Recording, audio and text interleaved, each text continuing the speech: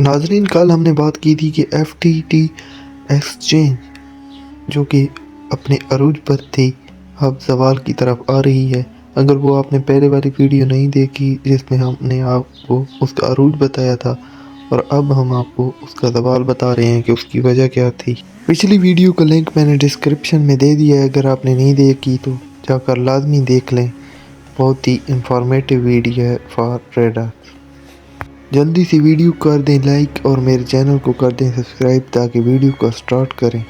Same پیسے کمانے میں جتنا ہی عقل مند تھا، لیکن اسی لالچ نے اسے اتنا ہی بے وقوف بنا دیا، اور یہ ساری خوشیاں 2 دن میں ہی چلی گئی۔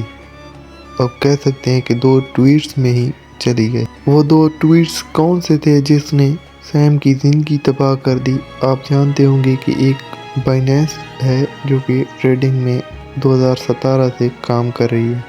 پچھلی ویڈیو میں ہم نے آپ کو سیم کی گرل فرینڈ بھی دکھائی تھی اور اس کی کہانی بھی بتائی تھی کہ کس طرح اس نے اپنی گرل فرینڈ کو CEO بنا دیا اپنی FTT ایکسچینج کا۔ اب بات کرتے ہیں چینگ بینگ زو جو کہ بائنینس ایکسچینج کا CEO تھا۔ اس نے جب FTT ایکسچینج لانچ ہو رہی تھی تو سیم کو اس نے $500 ملین دیے تھے۔ تو اب جب عروج پر چلا گیا سیم کی ایکسچینج تو سیم نے اسے $200 ملین واپس کر دیے جو کہ FTT کی کرنسی تھے۔ اب سیم کو یہ پتہ نہیں تھا کہ وہ FTT ایکس نہیں دے رہا بلکہ یہ اس کے ہاتھوں بام دے رہا ہے اپنی تباہی کا۔ سیم نے ایک بے وقوفی بھرا کام یہ کیا کہ جو کسٹمر کے پیسے ایکسچینج میں تھے تو اس نے مختلف کوائنز میں لگانا شروع کر دیے۔ اس نے سوچا کہ جب میں کسٹمر کے پیسے لگاؤں گا تو جو پروفٹ ہوگا میں پاس رکھ لوں گا اور باقی کا پھر سے واپس کر دوں گا ان کسٹمر کو FTT۔ لیکن ایسا کچھ نہیں ہوا۔ یہ مارکیٹ میں خبر پھیل گئی کہ یہ FTT کا فراڈ شروع ہو گیا ہے۔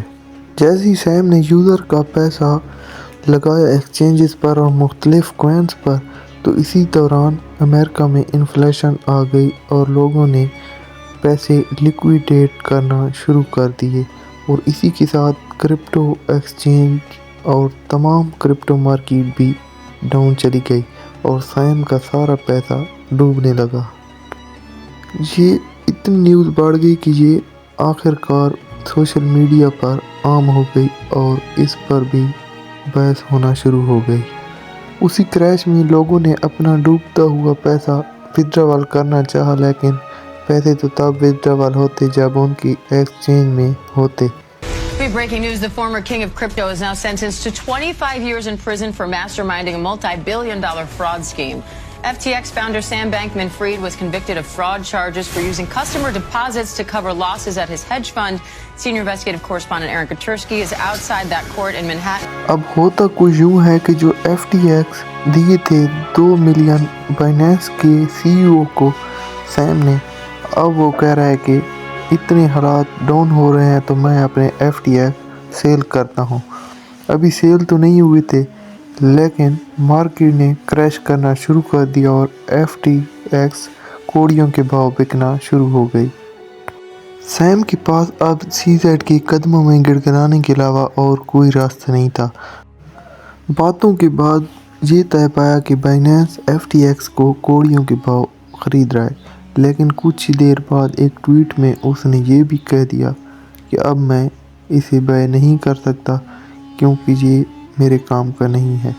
$10 بلین میں سے اب سیم کے پاس صرف $900 ملین رہ گئے تھے۔